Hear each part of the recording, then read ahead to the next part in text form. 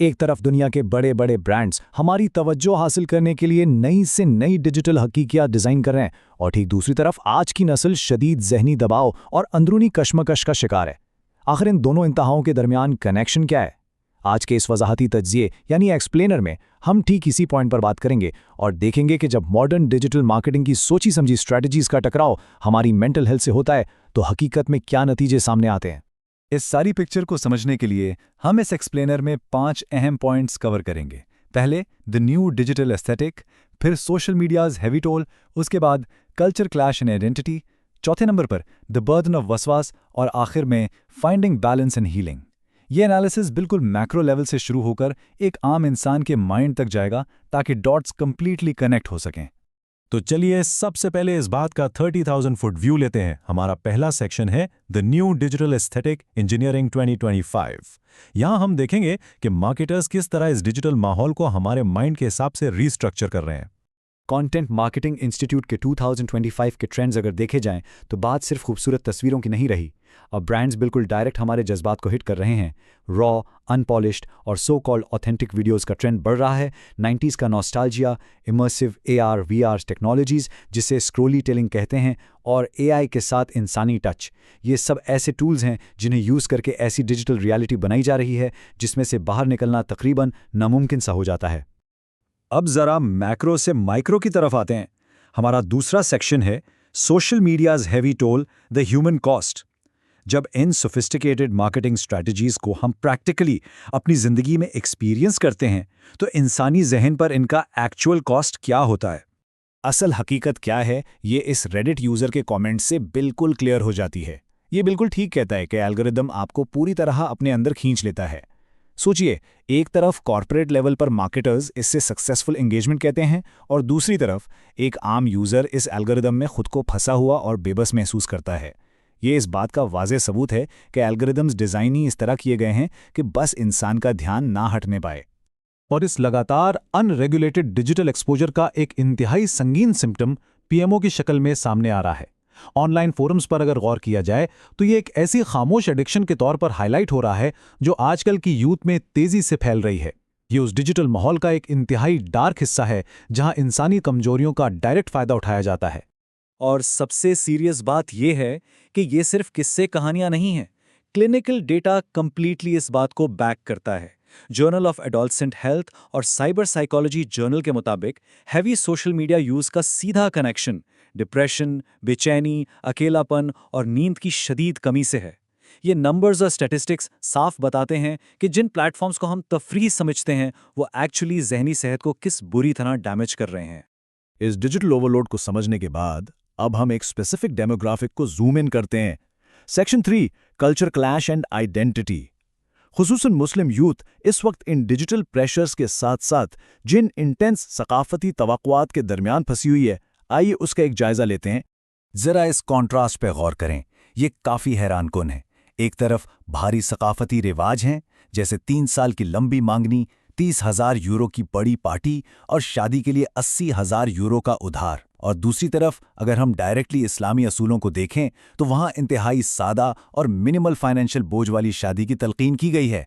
हम किसी एक साइड को जज नहीं कर रहे हैं, बस रिपोर्ट्स को ऑब्जेक्टिवली देख रहे हैं।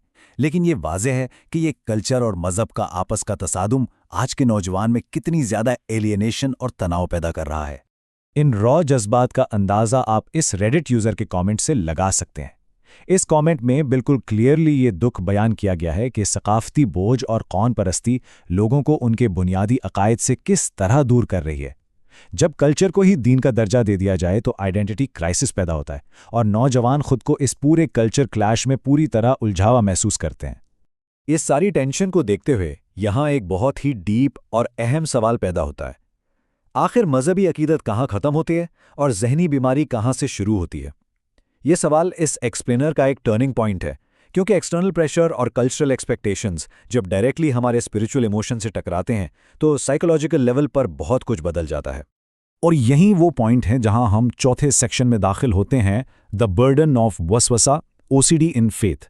जब एनवायरमेंटल एंग्जाइटी और जहनी दबाव इंतहा को पहुंच जाए तो बाज़ औक़ात ये इबादात में रिलीजियस OCD की शक्ल ले लेता है। इस प्योर क्लिनिकल कॉन्सेप्ट को समझने के लिए पहले वसवसा को डिफाइन करना जरूरी है। वसवसा यानी वो मुसलसल शुकूक या अनवांटेड विस्पर्स जिन्हें रिवायतन शैतान की तरफ मंसूब किया जाता है। ये जहन में बिलावजह की फिक्र पैदा करते हैं। इस रिलीजियस फ्रेमवर्क को माइंड में रखना जरूरी है ताकि हम समझ सकें कि ये जहनी कैफियत असल में इंसानी नफ्सियात पर असर कैसे डालती है।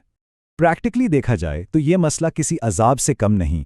बार बार वुजू या नमाज को दोहराना इस वहम की वजह से कि शायद ठीक नहीं हुई, ऐसे नापाकी के कतरों से डरना जिनका हकीकत में वजूद ही ना हो, या फिर दिमाग में आने वाले बुरे ख्यालात पर हर वक्त एक्सट्रीम शर्मिंदगी और गिल्ट महसूस करना और बार बार दूसरों से वेरिफिकेशन मांगना। एक शख्स के लिए ये कंडीशन इतनी पैरालाइजिंग होती है कि इबादत में सुकून की जगह एक मुस्तकिल पैनिक स्टेट बन जाती है। लेकिन इंटरेस्टिंगली इस जहनी उलझन का हल खुद बेसिक थियोलॉजिकल उसूलों में मौजूद है। यकीन को शक की बुनियाद पर ख़त्म नहीं किया जा सकता। इसका सीधा से मतलब यह है कि अगर आंखों देखा ठोस फिजिकल सबूत नहीं है तो पाक ही समझा जाएगा और इंसान को इबादत आगे कंटिन्यू करनी चाहिए। ये एक सिंगल रूल इन सब वहम और शकूक का बहुत ही पावरफुल और प्रैक्टिकली वर्केबल इलाज है। इन तमाम मसाइल और उनकी गहराई को समझने के बाद आइए इस एक्सप्लेनर के फाइनल सेक्शन की तरफ आते हैं, फाइंडिंग बैलेंस एंड हीलिंग। मसले अपनी जगह, लेकिन उनका हल क्या है?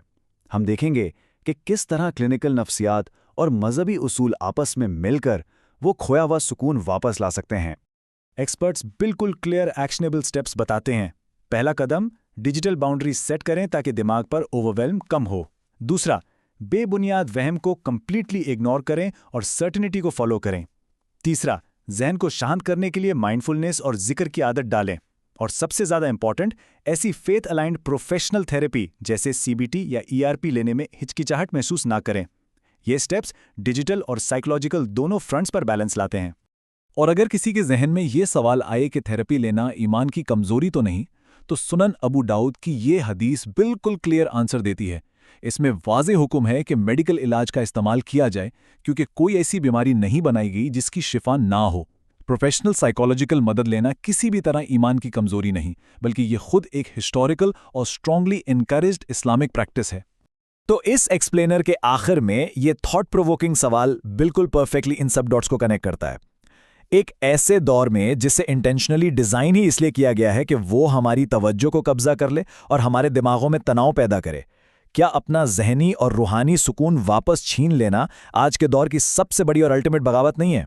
उम्मीद है इस तज्जिए से आपको इन कॉम्प्लेक्स इश्यूज को बिल्कुल नए एंगल से समझने में मदद मिली होगी। इस वजाहती सफर में हमारे साथ जुड़े रहने का शुक्रिया।